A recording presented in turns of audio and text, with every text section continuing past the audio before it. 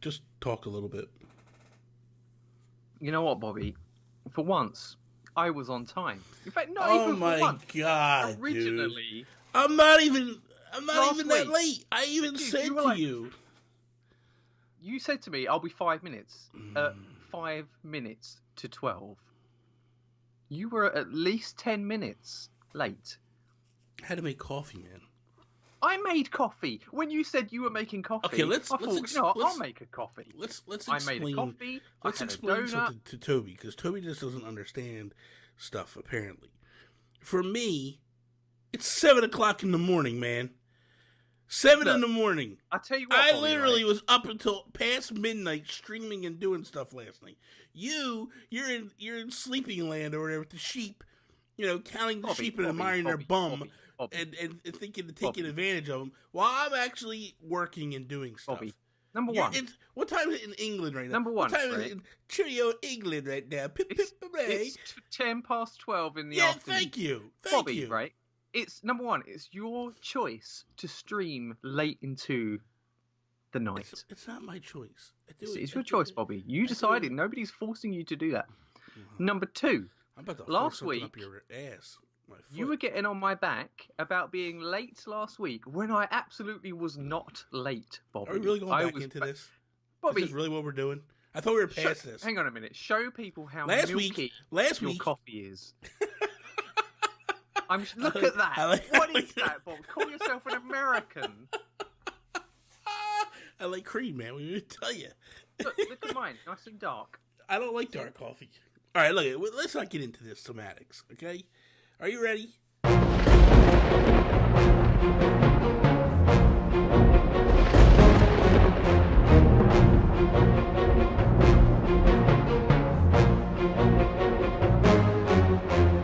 What is up, everybody, and welcome to Season 2, Episode 2 of the Nintendo PlayStation Podcast. I am Bobby, the Nintendo Guru, joined by my best friend in all the land, Toby. What's up, Toby? I'm a very punctual best friend, Bobby. Oh my god. Please stop. Please stop. It's too early for me to deal with your BS.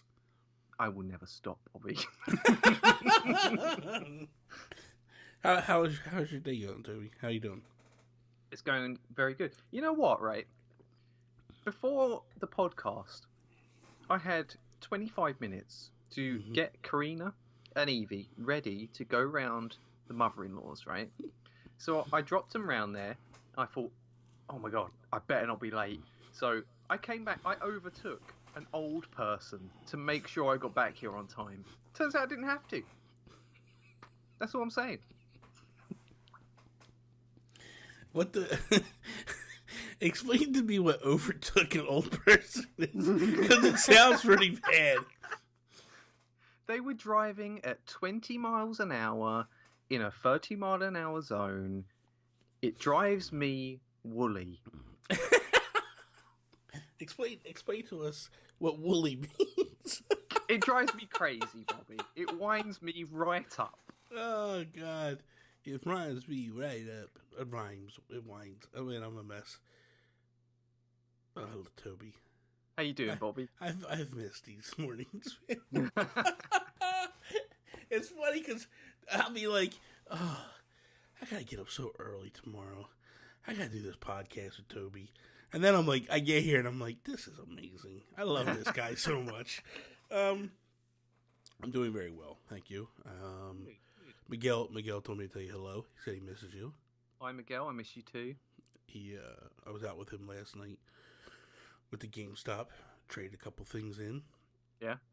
Does your local GameStop trade in Wii U games anymore? Yeah, take whatever you want. See this copy of Yoshi's Woolly World over here? Mm-hmm. I took that to my local game, and they wouldn't take it. They said, nope, we don't take Wii U games anymore. Off the books. Really? Yeah. That's interesting. No, we can take Wii U games in there. They still have it. I'm surprised they do, because everybody's kind of like giving up on it. The only one that still collects Wii U games is James Johnson, Dr. Doom. Yeah. He's got every one. I think he's missing he's down to his final 10. The thing is, people do that. They collect a generation behind, Yeah. and that way everything's so much cheaper. You got all the best games, right? You got all the choice. Mm-hmm. It is a good thing. If you don't mind being a little bit behind everyone else, then you can have, I a have pretty a good time with it. I have a feeling though that he's going to be well. This is a little different in terms of Nintendo games never go down in price. Mm. Nintendo games always hold their value, and that's all that was really on the Wii U. There wasn't a whole lot of third party on there. Mm. And the difference here is I really think that this particular generation will end up being very valuable, because the system didn't do that well, but the Yeah. games were really good. Yeah. There was I've got a sealed copy of Devil's Third that I bet clinging you that onto. thing would be worth so much money, man. Oh my god. It's not worth anything at the moment. It's worth less than I paid for it at the moment. But There's going to come a in time. 10 that- years, yeah. who knows? If you can see over my shoulder, I have a sealed copy of Breath of the Wild for the Wii U. Yeah, me too. Yeah, I'm actually what I started doing is I started buying the copies up when I see them, because I just want to own as many as I can, because I just want to be like, I have the one game on the Wii U that was Game of the Year, Yeah. but also like the fact that I really think that game will be worth a lot of money, because I don't think they made a lot of copies of that game, but I could be wrong. But I don't know. I mean, even if they did like 1 million, which I don't think they did, it's still a lot of copies. It's still not that many copies, because as time goes on and people are getting rid of their Wii U's, I think they're going to be worth money. So I want to try to get like as many as I possibly can, so I kind of control. You know what I mean? So you're gonna have like an empire. Yeah, then I can start burning them and breaking them and stuff, and then get it down to like one copy left, and it'll be worth like $10 million. So I'm like, okay, here you go. You want to buy it? Go ahead. Yeah, right. Never happened. Toby, let's kick this episode off like we do each and every episode with our Geek Outs. Geek Outs. What are you geeking out about, Toby? I'm geeking out about the Red Dead Redemption 2 gameplay reveal. Oh, yeah. 6.5 beautiful minutes of stunning footage, Bobby. Like, this game is... And it was all in-game play. It wasn't like... insane. The detail, the world, the lighting, like, everything blew me away. I'm just so excited for it, Bobby. It should be illegal what they do. Like, yeah. Like a third-party It's not studio fair. should not... A third-party studio should not be making that kind of quality game. No. Like, they've got so much money and so much prestige that they can take a whole generation to make one game. Yeah. And they make a game like that, and it's like, whoa. But that's the thing. That goes to show you quality over quantity. Like, they make a game, they go away, they come back, and this thing is huge. But advantage for them is that Grand Theft Auto is still making bank. Definitely. I mean, if GTA wasn't what it is, I don't think they'd be able to take risks with games like LA Noire and Red Dead. Like, although Red Dead 1 was a big success, but it's like, it's kind of... They've obviously spent a lot on Red Dead 2, and, you know, I don't think that they would have that budget if GTA wasn't such a meteoric success. They're definitely doing the right things. I'm impressed with how they do things. You know, like, and they've really even taken full advantage of how online plays a part in their business. What they do at GTA Online is pretty impressive, because it just keeps people engaged. You know, like they're doing what Fortnite tries to do. They put out a lot of content for their online, but I feel like they've taken it too far in how much it costs to do with in-game cash. I think they've tipped the scales a bit, because it used to be that, you know, you could, you know, play the missions and have fun online, and you wouldn't have to save up for a whole month to get one decent car or invest into a bit online business, because you can do like drug running and stuff, you know. But now, like, it's so hard to get enough money together that they're practically forcing you to spend real money on shark cards to get the in-game stuff. Like, It's no longer fun. When's the last time you peed? It was probably a year or two ago now. Yeah, so When the people the, that are playing probably have a boatload of money they're Well, sitting no, on. Bobby. Like they're probably miserable because if they're not buying shark cards, they're just playing the same missions over and over and over and over and over and over and over and over. Apparently, the money they're making, they're buying them. Yeah, they're buying shark cards, Bobby. And what is that? What exactly is it? A shark card is you spend real life money on in-game GTA bucks. Yeah. What do you mean, yeah? Listen, Toby, let me explain something to you. No, let me explain something to you. Go on, explain to me, Bobby. How old is GTA? It came out in 2013, I think. Okay. So 5 years old right now, right? Do you think that Rockstar doesn't have the right to make money over a 5-year period? No, Bobby. I believe that they can still make money, right? But just have it so that it isn't such a grind. It's you like just got to get good, Toby. You've apparently a free-to-play thing, so right? coming from someone is free, right? They've turned it into a free-to-play economy, and I don't like that. Well, from someone that didn't beat the game and just isn't that good at the game, I get it. Bobby. Do you want to start this? I understand that. I understand where you're. I think that you're just living in a world that if you were actually playing like you were playing, things wouldn't be as expensive as they are. No, Bobby. Yes, this too. Like they right. So you've left it behind for PUBG. There was this thing where you could spend. I think it was like you had to invest $5 million in-game dollars to open up a business, which opened up more missions for you to do, and the amount of those missions you had to do to make your investment back was just ludicrous, not worth your time. And my friend Mike wasted a whole bunch of money doing this. We got bored of the missions quite quickly. He felt burnt because of that. And that's what and there it is, folks. It's all about Drummy and Toby. Nobody else gets the opportunity. Just saying, Bobby, they've turned it into a free-to-play economy. There's lots of games that do this. Like Shadow of War had microtransactions that affected the game design so badly that people just stopped playing it. And then finally they took those microtransactions out when they weren't making money from it anymore. And it's just awful. I hate it. I'm done talking. I'm done.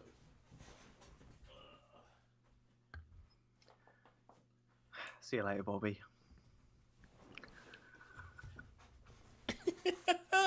So what is that you grabbed? This is my Geek Out. All right. For those that cannot see on video, I bought the Power A Pro Controller, the Crash Bandicoot Pro Controller. So, it's wired, yes, but I've been collecting these things because I love the art style and stuff. And I picked this up last night. It's really cool. I don't know if you could see all the detail on it and stuff, but they do a really good job with these controllers, man. They feel so good in your hands. And the nice thing about them is that, there's a couple of detracts to them, so I don't want to act like they're the greatest thing ever. There is no motion control in them. There is no HD rumble in them, and it's wired. So how weighty is it? It's not that weighty. But dude, it just feels so comfortable. The D-pad, I love it. Yeah. Is it clicky?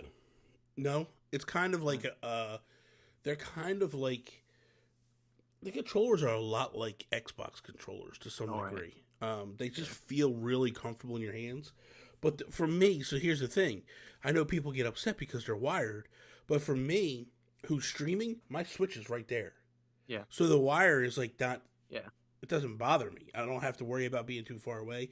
So what I like about it is they're very super responsive, and I'm not that far away, so there's zero lag time on it. So it's perfect for me. Like I really truly like them. Yeah, I was looking at a few of those in game the other day. Looking at the Zelda one, and I love the look of that Zelda one. Dude, they look amazing. I have them all. I mean, I have every one that they've put out so far. Every one, even the shiny ones. I don't know is there? There's not an Animal Crossing one though, is there? No, but hey, like the Breath of the Wild one. Yeah, I love it. And then it's brown on the back, so it looks like Link's. Yeah, so it looks like Link's tunic. And then I have the gold Mario one there. Very nice, very nice. And then I have Princess Peach there, that's shiny. Pink Gold Peach. Yeah, Pink Gold Peach. And then there's 2 more directly behind me, but I don't feel like moving. And then I have all the rest. There's a whole. I don't know if you can see the bottom. Down bottom. Oh yeah. You got like 10 boxes down there. There's a whole boatload of them down there. So I got like Yoshi and Bowser, and I just went crazy with them. So I love them, man. I think they're really for cool. little kids, I reckon. Very good for little kids. If you want them to have like a pro controller, but you don't want to spend the money on it, just get them. They're only $24.99. I paid for it. That's the other reason why I got them. They're so damn cheap. You know what I mean? Yeah. So I like it. I like it a lot. So, and I also bought a whole bunch of eShop credit because I'm very, very heavily into the digital, Toby. I'm done with the physical stuff. I don't like the cart management. No, I get that. I don't like the fact of like how small it is and that little flap on it. I always feel like I'm going to break the flap when I'm putting the game in there. Yeah.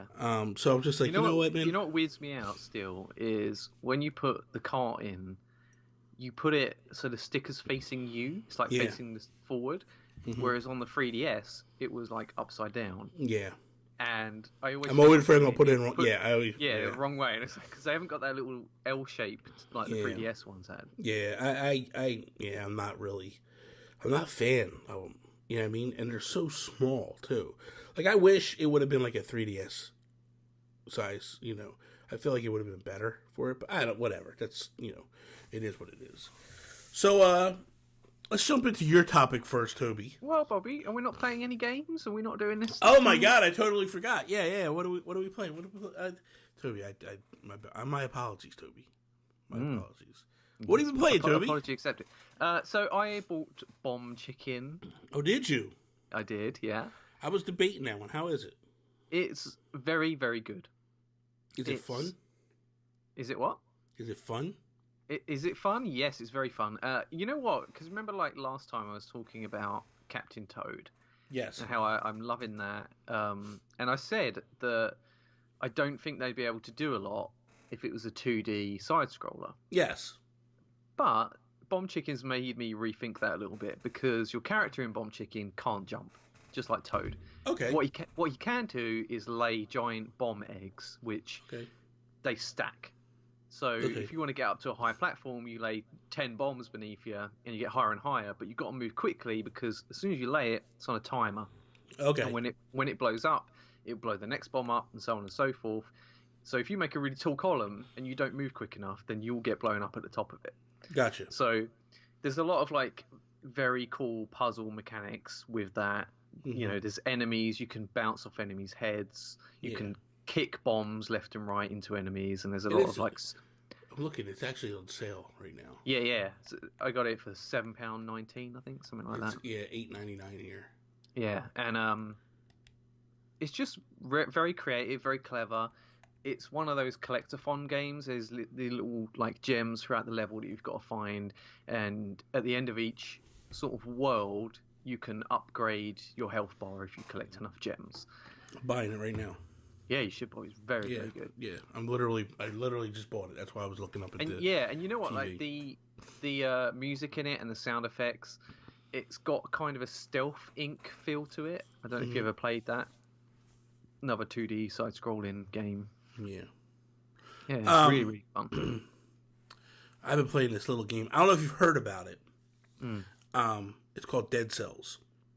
Yeah, I did hear about that. It was, in the news quite a bit lately. Yeah. The reviews are really stellar on it, apparently. They are, aren't they? But man, they really are, and deservedly so. This game is so damn good, man.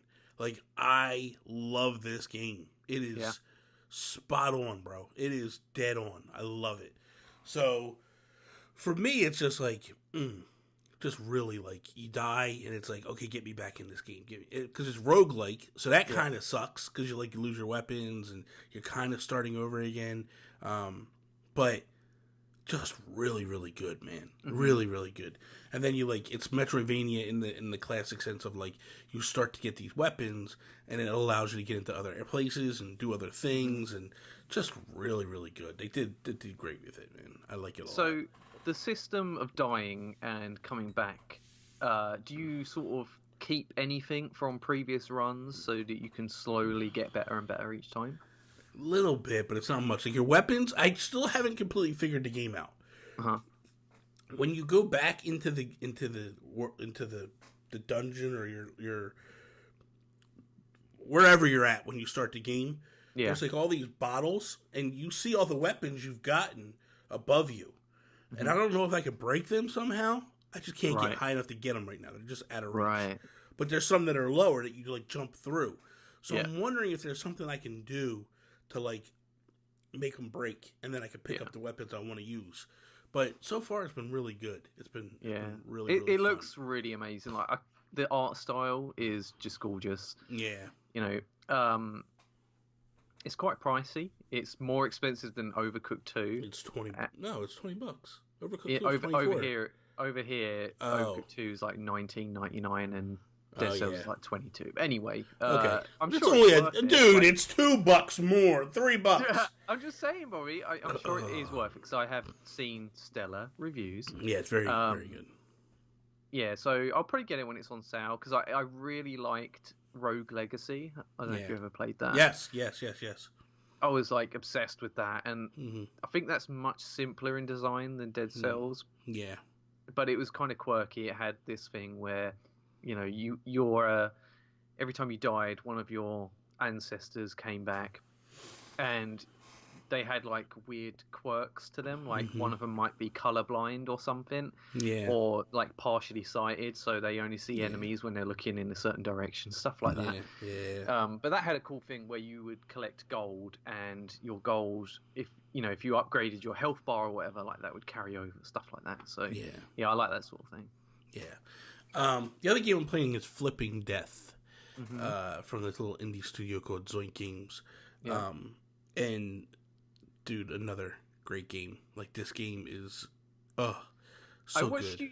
I watched you stream a little bit of it, and I was skimming through the stream, and it looked like you were stuck for about half an hour. I was it's not easy, you know what I mean? Like, and the weird thing, and it probably is easier than it is, you kind of get on the spot when you're streaming, and when you get stuck, it makes it worse streaming. It makes it worse getting stuck when you're streaming, because you start to panic that people are like, oh, this is boring, and they're leaving, or so you start to freak out within yourself, which I think doesn't really bode well for streaming because you're not paying attention to what you're doing.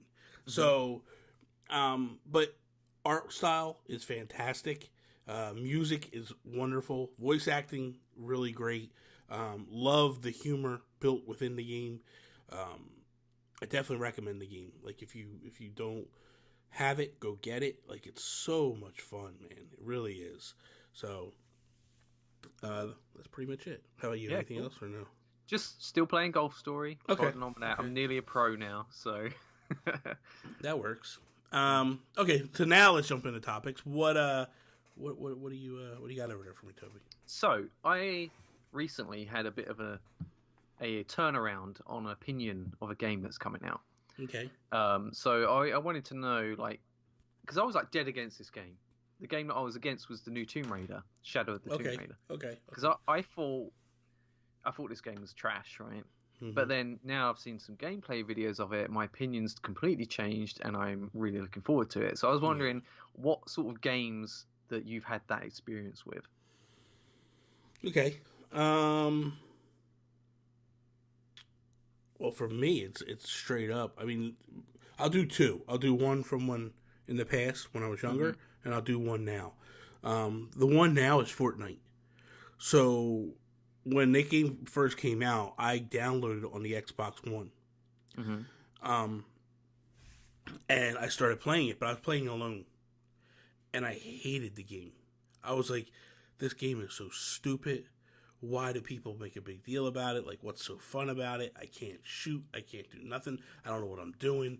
Like, I hated it. And then it hit the Switch.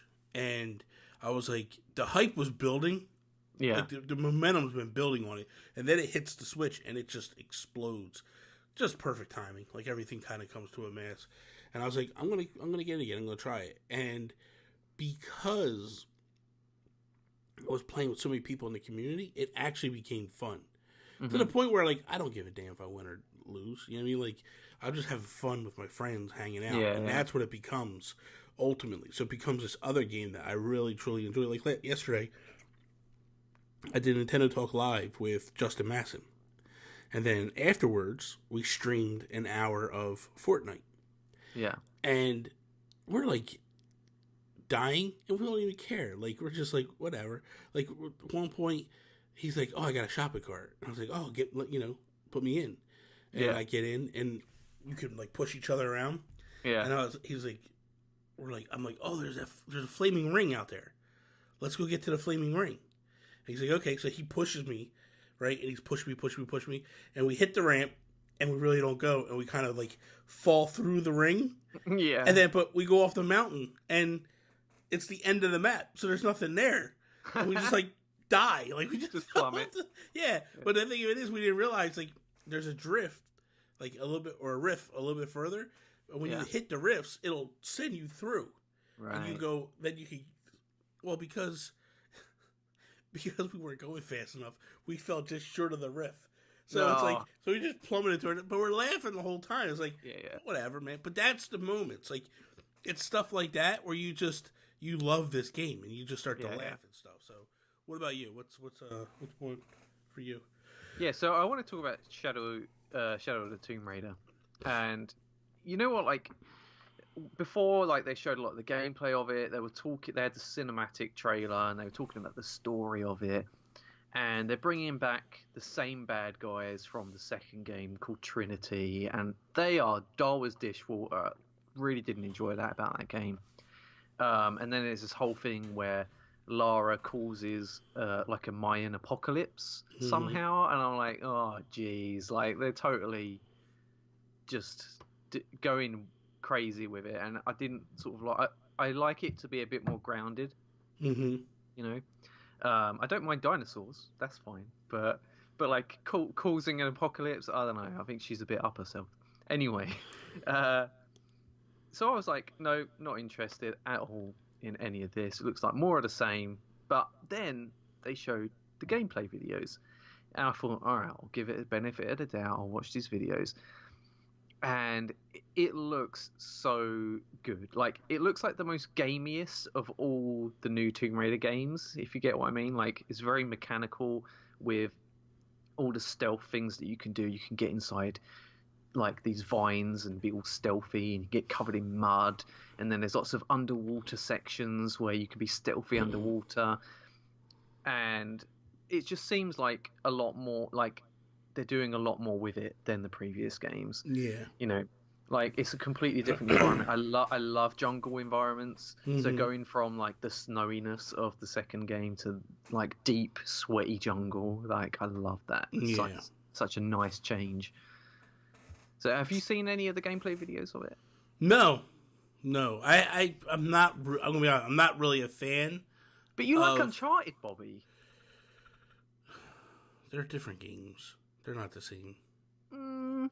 I disagree. I think that they, they tread the same sort of. They're on the same path, Bobby. I like good games. Don't start, Bobby. Do not start. I'm just saying, man. You know what? Uncharted is a great game. They're doing something really cool, right? So if you struggle with puzzles in Tomb Raider games, but not the combat, you can adjust the difficulty separately for puzzles and combat. Okay. So you can make the puzzles easier, giving you more hints and stuff by toning the difficulty down.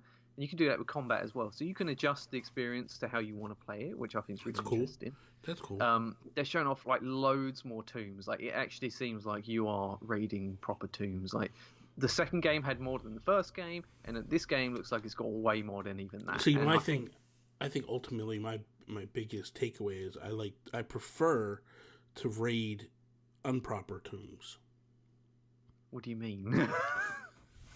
I don't get it, Bobby. You said you get to raid proper tombs. So I was like, oh my gosh. The old what I mean is like there's actual ruins and stuff that you go into. I know. I'm just taking the piss with you. Yeah, you are taking the piss, Bobby. Yeah. So, so So the other game that I was saying earlier was probably, well, definitely the original. Oh, you know what? No. I'll change that. Kid Icarus. So Kid Icarus, when I was Don't playing, you mean Kid Icarus? I used to call it Kid Icarus when I was a kid, but it's Kid Icarus now. Yeah. So when I remember getting this game for the NES, and just the first world. So what they do is they go world 1-1, 1-2, 1-3, 1-4. So that world was so hard, and I really didn't understand completely how the game worked. And like I would play, I couldn't even beat 1-1. It was just so difficult to play through, and I was like, oh my god, this game is so hard. Like this, and I would get frustrated and stop, and like finally I like beat 1-1, and I was like, okay. And then I beat 1-2, and then all of a sudden I start to recognize and realize, like, okay, this game might not be as hard, but it's still hard. And then once you beat the first boss, once you get through the first like labyrinth, whatever, same thing. Once you very get different. Shut up. Once you get through that, it like totally starts to be like, oh my god, this game is really fun. And what you start to find out is like, oh, I should have been doing this on the first worlds.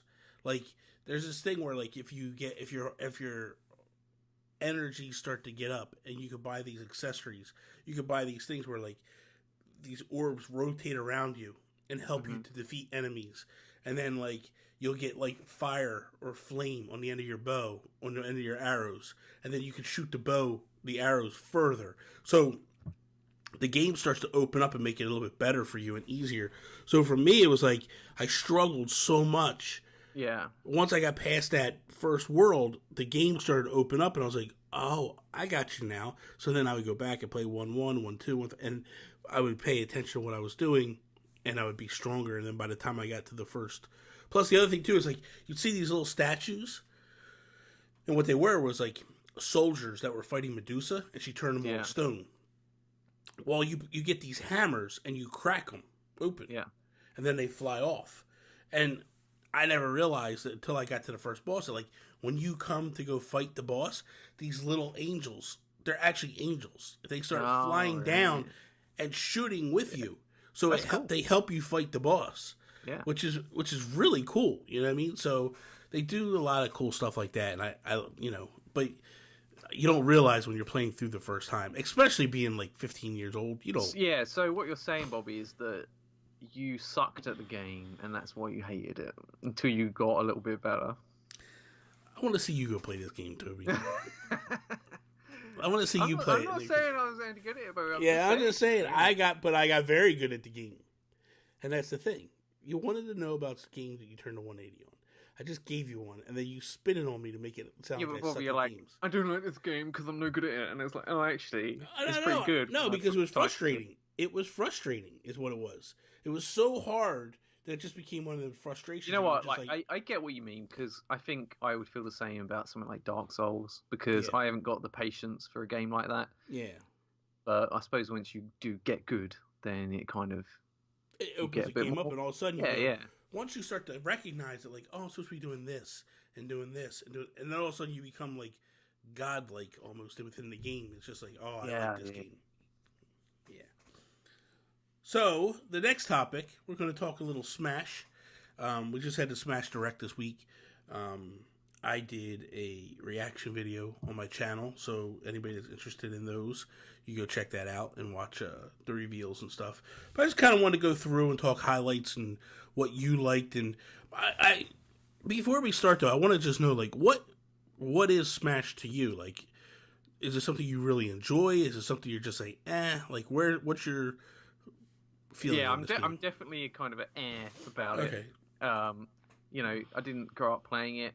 The first one that I played was on Wii U, and even that I didn't play very much. Okay. You know, I've always liked how there's like so much fan fever about it. They put so much love into it with the characters, and you can tell that they're building a game of their dreams, and it's a game for the fans. They're really putting a lot of effort into it, and I like all the little nods for all the different games. But actually playing it, I don't get a lot out of it. Yeah. For me, I trophy hunt. And I love to collect trophies, especially different games, to learn about the characters. And because what you do is, especially in Smash for Wii U, there would be this trophy case with all your different trophies in it, and then you could pick them out and stuff. It just felt like so awesome to finally drop a trophy in to complete that case. Yeah. So that to me is what I typically do. So I'll play through trying to, and I love unlocking stuff. I just love it. Whether it be new levels or new so I'm hoping that stuff kind of doesn't go away. Even unlocking new characters, I love it. I just hope they kind of do what traditional Smash games do, keep it very light, and then slowly open the game up for you. Because I love that aspect. I love all of it, man. There's so much fun to just unlock characters and go through and go oh, now I can make a run with this character and try to do all the stuff with this. And so to me, that's the fun part. I really suck at the game. If I play with people, they beat the hell out of me. But otherwise, I just that part of it really gets me in. So with that, let's kind of jump a little bit into the Direct. You took a lot of notes, so I'll kind of lean on you a little bit on this because I didn't take any notes leading in. Yeah, I mean, I kind of I watched it and I was like, I like this, I don't like this. This is cool, this is not cool. So they're not crazy detail, but let's start at the start. They unveiled Simon Belmont. Yes. And what a character reveal that was! That was really cool. That's another reason I love Smash is all these character reveals with these cool CGI trailers. Yeah. And I love the design, and I love that they've got the Echo character with Richter. They've also got Alucard in there as an assist, which I think people would be a bit disappointed they can't play as him as a main. Yeah, that would be better to play him. People really love Symphony of the Night, and I know that's not a Nintendo game, so that's probably why he's not a main character. Possibly, although neither's Cloud. Well, yeah, I suppose that's right. Yeah. So I'm just talking out my bum, but I think they just didn't want to get too. I think they didn't want to get too crazy with all the stuff. It's bad enough they're already at the level they are, but I also like the fact that what they did with Mega Man, where they put the Yellow Devil in, and you could he shows up in the. I like that they did that with Dracula. Yes, and other bosses as well. Yeah. So but it kind of gets me a bit because you see that and you think this looks like a new Castlevania game, and it's it don't actually exist. That's a game that I would play. If they made a side-scrolling Castlevania like that, it's a bit of a cock tease, really, isn't it? Well, and I was talking about this with Sean and Jason Lacey on the latest If We Ran Nintendo. And we were discussing this, and I said, this is the same thing that happened to Mega Man. Mega Man came out in Smash, and people were like, oh, I just wish a real new Mega Man would come. And then Konami just took the thunder that, Nintendo started and was like, okay, we're going to do collections. And then, oh, by the way, here's a brand new Mega Man game. Well, you know what? I think it took Mighty Number 9's failure to get them to realize that people actually want games like that. Yeah, because people were so excited about Mighty Number 9, and they thought that was going to be the new Mega Man, and it wasn't. And then Konami saw an opportunity to be like, all right, here we go. Let's give you what I think it was a mixture, though, too. I think Capcom looked at, what to hype an explosion around the Smash game, especially that first tournament, when they revealed his final Smash and stuff, people lost their minds during that Smash tournament at E3 a couple, a year before or whatever. So, or the year that it launched. And so I look at that stuff and I go man, this is what could build the momentum to get us a Castlevania, side-scrolling Castlevania game. I would love that, right, honestly. Yeah. But yeah, so I liked all that. I thought that was really cool. Go ahead. What else you got there? All right, so then they had the Echo Fighters, Yes. Crom, and Dark Samus. I like Dark Samus. Looks cool. Dark Samus, exciting. Crom, yeah, boring. Well, the thing is like, man, how many Fire Emblem characters are in this game? I know, yeah. And it started out, and it took a life of its own, man. Yeah. What I really liked about Dark Samus is when they showed a clip of her with Ridley. I thought that was so cool. And it was like those two together looked like the perfect partnership. Like that was if you so could amazing. have like 2-on-2, like that'd be so cool. That and dude, badass, just whipping ass like that thing. That final smash with the gigantic laser shooting out the cannon and stuff. Like, dude, just the look of it. It was just like, oh, I love it. I love it. Yeah, absolutely. So then they went on to show some new stages. Yes. And the stages are, how many? They've got 103 stages. Yeah, man. And then they've got all the variants of those stages. There's like over 300 different variants. Yeah, and I like the fact too that like they said that they kept the original stages kind of true to form. Yeah, you know what? Like when I first saw that, I was like, that's just laziness. But then I thought, hang on a minute, whoa. This game is so huge. It's got so much effort put into it. How dare I say that's lazy? Yeah. Like, you don't deserve what they're putting in this game. No. And the thing of it is like, they only did it for certain stages. Like, they did remodel a lot of stages and revamp them to upgrade them. But some of them, I think they thought, like, these are true classics. Let's just leave them alone. I think it was more the N64 games kind of got left alone. So, I was pretty happy with that. They showed off the New Donk stage, New Donk City, and I thought that was really cool. With Pauline and stuff. And the Pikmin stage, that looks cool. Yes. But other than that, there weren't really many standout ones for me. But then they talked about stage customization. Oh my god, dude. That's like... And that's where I take it, when you go like, oh, they're kind of lazy. Like, you look at something like this, and it's like, holy crap, dude.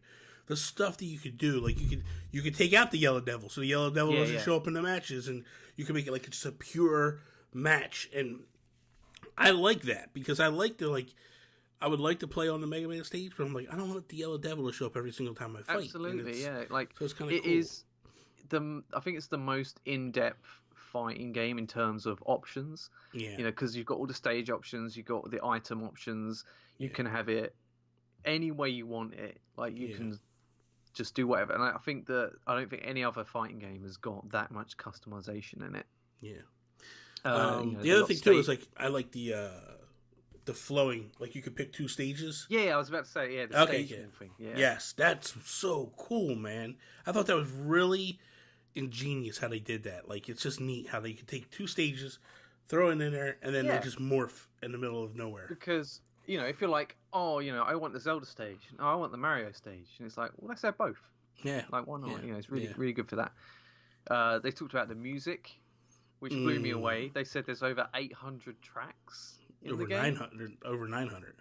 And I was like, how are they going to fit that on a little cart? Like, let's see this game's too big for a cartridge, man. You know what, man? I hear this stuff and it frustrates me so badly because I just think about it. Like, I think about these other game companies that are so lazy and can't get stuff compressed to fit. I can't even get Mega Man Legacy 1 and 2 on one cartridge. I have to have two cartridges for that. Or not even. I get a cartridge and I get a download code because they can't fit it all on one cartridge. And it's like, and then I look at what Nintendo does with Smash and it's like, what the hell, really? Like, I don't get this. So I like the fact that you can listen to the tracks without the screen on, so you can use your Switch as an MP3 player. I thought that was really cool, man. The funny thing with the Switch, so you would never think twice about your phone doing that. Yeah, I mean, it's like, oh, of course it's going to play while it's like asleep. Like, of course. But the Switch, it's like, we always think like, well, I can't do that. Because you can't do that with your PS4 and your Xbox. You know what I mean? And then they come out with this, and I'm like, oh my God. I could literally take my Switch, put it on my nightstand, and go to sleep listening to Smash music and stuff. And it's like, I can just put it on random and just let it go. I do that a lot of times with my iPhone. I'll put on like I'll go to like YouTube, and I'll put on like an Animal Crossing soundtrack, and I'll just go to sleep listening to that music, and it's like, dude, it'd be so cool to have this. You know what I mean? Like to have this. So I like it.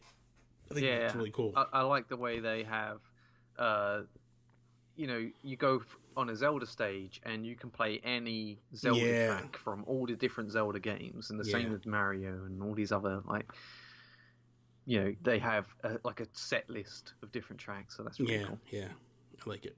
And the last thing I really want to talk about is the training mode.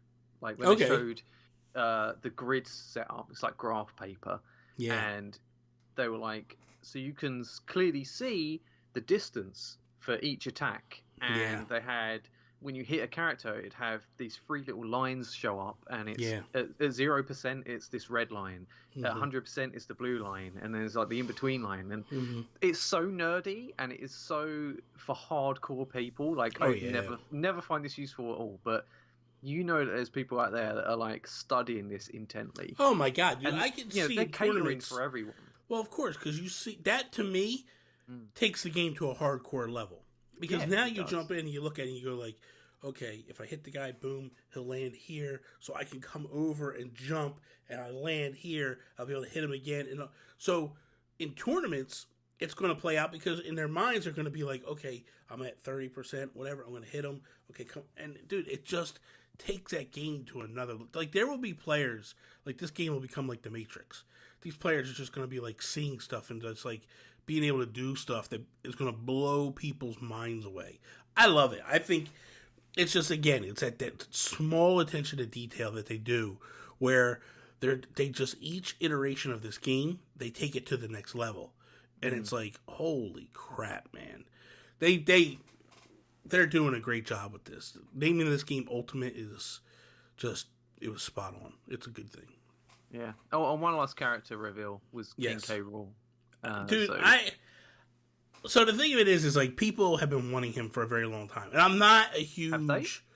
Oh yeah. All right. Yeah. Oh, they have. Yeah. It's always come up. Where's King K. Rool? King K. Rool for Smash? Like dude, I've seen many tweets about it, especially when the ballot was there. When the ballot was there, a lot of people wanted it. And I think ultimately, when you looked at it, it was like, I love the reveal of it too. I think the main reason people wanted it was because they thought he was lost and they thought Microsoft owned him. So the fact that he's in this game, you start to boat and you start to go like, oh, okay, so he's. So I think another reason why they're excited for it is they look at it and they go like, there's an opportunity for a Diddy Kong Racing and all that stuff to come back. Yeah. I think that's where people's minds go. But I love the reveal. I thought the reveal was awesome. I love the DDD. It was a nice little. It was cameo, a nice little cat. Yeah. But I like that where it was like people, like he was trolling, and I thought that was the most amazing. Because if you watch the video, or if you watch reactions, a lot of people are just like, all hyped up when they see the shadow, and then they're like, "Oh man, what the hell?" And then all of a sudden it's like, boom, and then they flip out again, and they're like, "Dude, it was so well done, man. It really was. They did a good job with it. Overall, the whole direct." Because here's the other thing too. I laughed because I watched a couple of YouTube videos prior to it, and people are like, "Who's asking for this? Who needs this?" Like meaning like another direct. Yeah. And then I'm sitting there, and I'm looking at the numbers on the trailer and stuff, or on the views, and I'm like, well, apparently there was a need because there's a whole lot of views on this thing already. Like, come on, guys. Like it's that whole mentality of like, well, I didn't ask for it, so we shouldn't get it. And it's like, no, like people want it, they should get it. And you know what though, that Simon Belmont amiibo that's inevitably coming. That's gonna be rare, dude. Like, that I can see a lot of people wanting that. I didn't quit. You know what I mean? Like, I'm not a quitter. Like some people I know. Hey, Bobby, I'm not a quitter either. Like, I'm trying to get the Smash range complete. I thought you sold them all. No, I still got them. Oh, yes. Now you're back. Okay. Now we can be friends again. Okay. So that makes me happy. But you're just not, you you've kind of left the whole collect all the Amiibo. You're just trying to collect all the Smash Amiibo.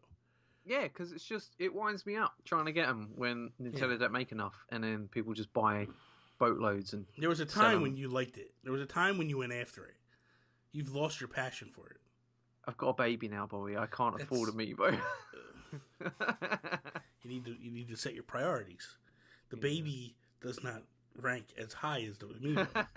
You just need to come to that realization. Yeah, the baby's not as important as my addiction. Listen, Karina, the baby don't need to eat this week. We're gonna just, she can hold off. Well, I need this Simon Belmont Amiibo. We're just gonna have to put aside. You could always go get a second job, Toby. Yeah, I could. I can see Toby working at a convenience store. Can you? I could. It'd be pretty awesome. I don't know about that, Bobby. Whatever. So, I'm not sociable enough. This is true. You are kind of miserable. You are a cranky old man. Exactly. That is very true. I think we should switch bodies. Like, I should be you, and you should be me. Because you're the crotchety old man, but you're not physically, you're not. I am, Bobby. I pulled a muscle getting out of bed in the night for Evie. Oh, my God. Like, I had like a stitch for an entire day. It gets bad when it starts to happen, man. Yeah. I blame Murren for this attitude on you. You're not bringing him up again, are you? Probably because I think he beat him. I think he beat you up just a little too much as a kid. And it's Murren, please go nicer. Please take it easy on Toby. Like, he's fragile. I wish I would have known you at a younger age. I could have told you back then. Like, he's going to turn out to be a little baby. Like, you gotta. So that is all. Thank you guys for checking us out on the YouTubes, on the iTunes, and all that stuff. You guys really, really supported us on iTunes, and I appreciate that. Like that, I'm floored what you guys did as far as going out and re-downloading and getting on board with that. So please help us. Please keep supporting us. And you know what? Please go rate the podcast. If you're listening right now, please go to iTunes. 5-star, please, if you can. That really helps us get in the ranks and get us moving up the ranks so people can notice us.